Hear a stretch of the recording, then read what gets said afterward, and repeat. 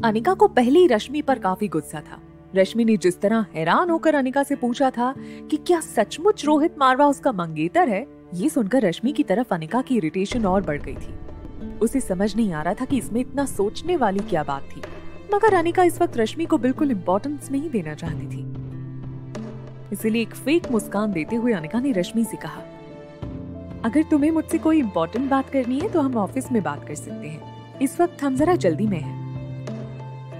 इससे पहले कि रश्मि अनिका से कुछ कहने जाती, अनिका ने रोहित का हाथ पकड़कर मेन एग्जिट की ओर चलना शुरू कर दिया।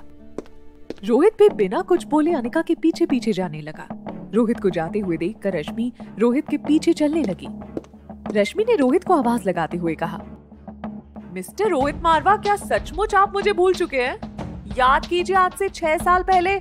इससे पहले कि रश्मि आगे कुछ कहनी चाहती, रोहित के पर्सनल बॉडीगार्ड्स रश्मि का रास्ता रोककर खड़े हो गए। अनिका रोहित के साथ दरवाजे से बाहर निकल गई और पार्किंग लॉट की ओर जाने लगी। रश्मि के सामने खड़े रोहित के बॉडीगार्ड ने रश्मि से कहा, देखिए मैडम, आप इस तरह से सर का पीछा नहीं कर सकती। अगर आप सर को नहीं जानती तो आप उनसे बात नहीं कर सकती। रश्मि ने रोहित के बॉडीगार्ड से कहा, मगर मैं उन्हें जानती हूँ। तभी अचानक रोहित का पर्सनल सिक्योरिटी हेड अब्दुल रश्मि के सामने आकर खड़ा हो गया।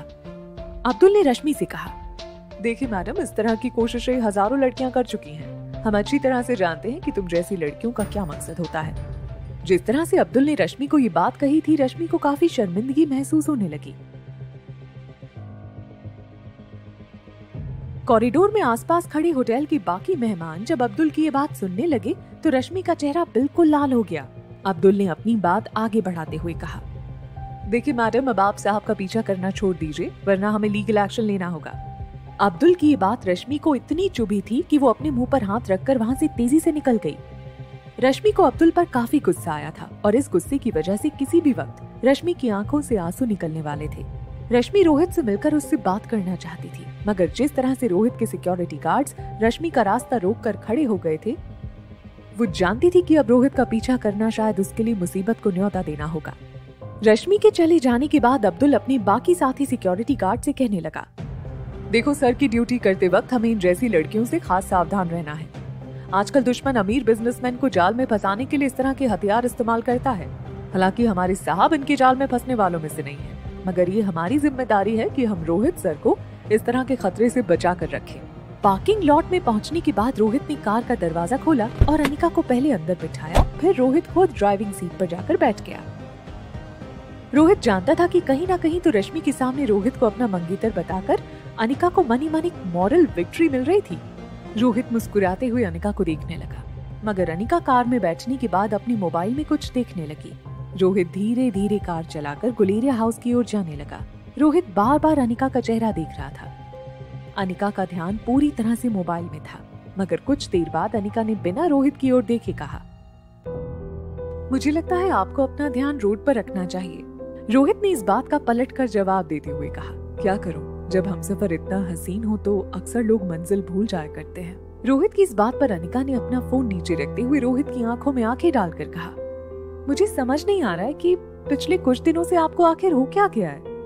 पहले तो कभी कभी ऐसी बातें किया करते थे, मगर अब तो ऐसा लगता है कि आप बिजनेस छोड़कर एक प्रोफेशनल शायर बन गए हैं। कुछ देर बाद जब रोहित और अनिका की कार ट्रैफिक सिग्नल पर रुकी, तब अचानक रोहित ने अनिका की ओर देखकर पूछा, तो हम शादी कब कर रहे हैं? अनिका का ध्यान पूरी तरह से अपने मोबाइल फोन में था। अनिका ने बिना ज्यादा सोचे रोहित से कहा, पहले सगाई तो करो, फिर बाद में सोचेंगे। अनिका ने ये जवाब काफी कैजुअली दिया था, मगर कहीं ना कहीं अनिका का जवाब सुनकर रोहित की एक्साइटमेंट बढ़ती जा रही थी। रोहित ने अपना पूरा शरीर अनिका की ओर मोड़ लिया और तेज सांसें लेते हुए अनिका से कहा, मैं काम करता हूँ, कल ही तुम्हारे घर आकर करण अंकल से तुम्हारा हाथ मांग लेता हूँ। अनिका रोहित की बातें सुनकर हैरान हो रही थी। उसे समझ नहीं आ रहा था कि आखिर अचानक रोहित को शादी करने की इतनी जल्दबाजी क्यों हो रही थी। मगर उस वक्त अनिका रोहित से किसी भी तरह की आर्गुमेंट में नहीं उतरना चाहती थी। कुछ देर ड्राइव करने के बाद रोहित और अनिका गुलेरिया हाउस के बिल्कुल पास पहुंच गए। तभी अचानक अनिका ने रोहित को इशारे से कार रोकने को कहा।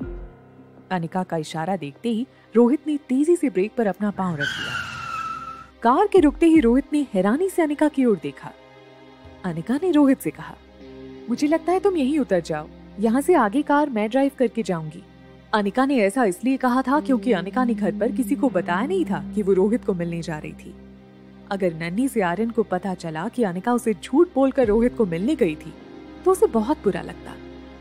रोहित भी अब तक ये बात जान चुका था कि अनिका उसे घर तक छोड़ने से क्यों मना कर रही थी। रोहित भी नहीं चाहता था कि आर्यन को पता चले कि आज रोहित और अनिका अकेले ही डिनर डेट पर गए थे, क्योंकि अगर आर्यन को इस बात का पता चला तो आर्यन ये बात जरूर रिया के साथ शेयर करेगा।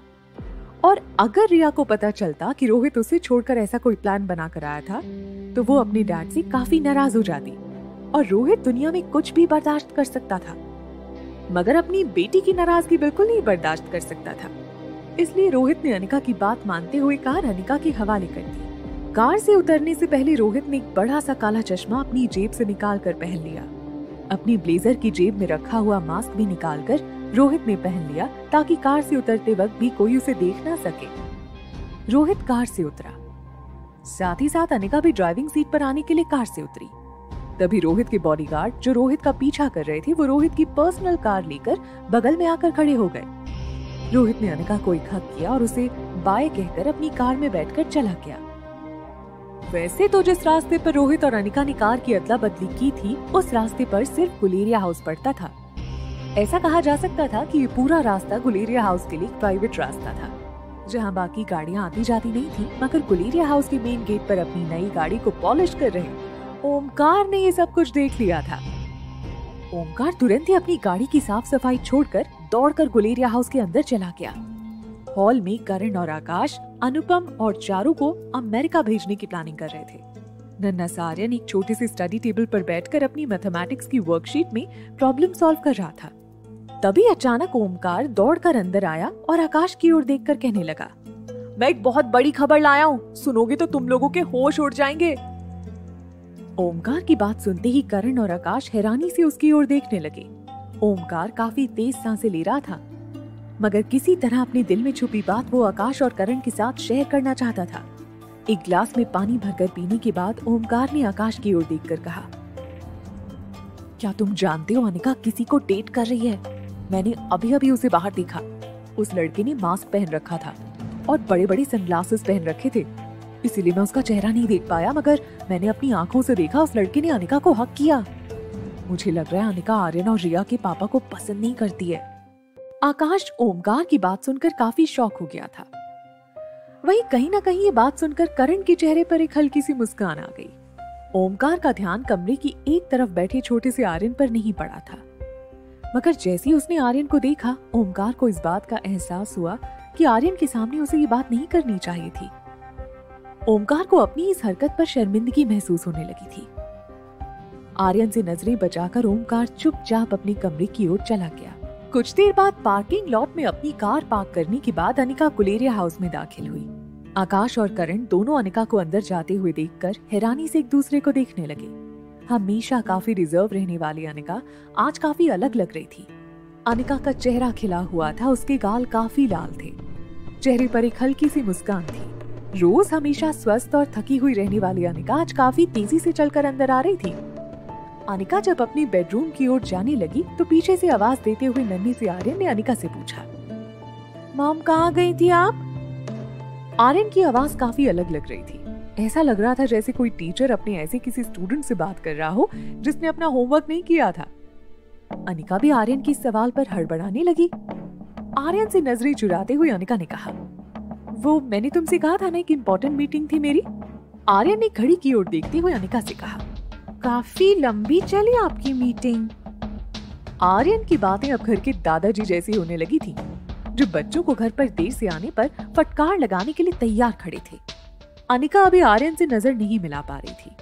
अनिका ने आर्यन को जवाब देते हुए कहा, हाँ वो बात काफी कॉम्प्लिकेटेड थी, किसी नतीजे पर आने के लिए हमें काफी वक्त लगा। मैं बहुत थक चुकी हूँ, मैं कमरे में जाती हूँ, तुम अपना होमवर्क पूरा करके ऊपर आ जाना। हाँ, ये कहकर अनिका तेजी से अपने कमरे की ओर जाने लगी, मगर सीढ़ियां चढ़ते हुए अचानक ही अनिका की नजर नीचे बैठे आकाश और करण गुलेरिया पर पड़ी। दोनों अनिका को फटी हुई आंखों से देखे जा रहे थे, मगर जैसी अनिका की नजरें उनकी नजरों से मिली, दोनों अचानक ही अपनी नजरें चुराकर यहाँ वहाँ देखने लगे। आकाश बात बनाते हुए करण को अपने मोबाइल में कुछ दिखाने लगा। करण भी अपना एक हाथ अपने मुंह पर रखकर हाँ में सिर हिलाने लगे। अनिका को ये सब कुछ देखकर काफी अजीब लग रहा था। उसे पता था कि आकाश और करण दोनों अनिका को ही देख रहे थे, मगर अनिका के देखते ही दोनों ने अपनी नजरें हटा ली। अनिका किसी तरह करण से रोहित के बारे में बात करना चाहती थी। रोहित ने अनिका से कहा था कि वो कल आकर करण से सगाई के बारे में बात करेगा।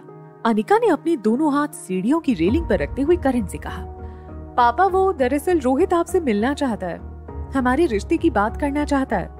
अनिका के मुंह से करण ने पहली बार पापा शब्द सुना था। अनिका के मुंह से पापा शब्द सुनते ही करण को अचानक ही दिखाई देना बंद हो गया।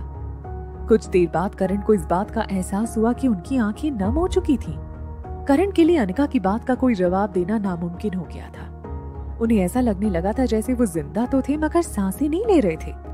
अनिका ने अपनी बात आगे बढ़ाते हुए करण से कहा, देखिए आप उसके लिए मुश्किलें बढ़ाइएगा मत। कल अगर वो आपसे बातें करे तो उसके साथ अच्छी तरह से पेश आइएगा। ये कहते हुए अनिका अपनी कमरे में चली गई। अनिका के जाते ही करण ने मुड़कर आकाश की ओर देखा और कहा, तुमने सुना, उसने मुझे पापा कहा। आकाश जानता था कि ये पल करण के लिए उनकी जिंदगी का सबसे खूबसूरत पल था। आकाश ने करण से पूछा, आप रोहित से क्या कहेंगे? रोहित का नाम सुनते ही करण ने कुछ सोचने के बाद कहा, कल आने दो उसे, मेरे पास जवाब तैयार है।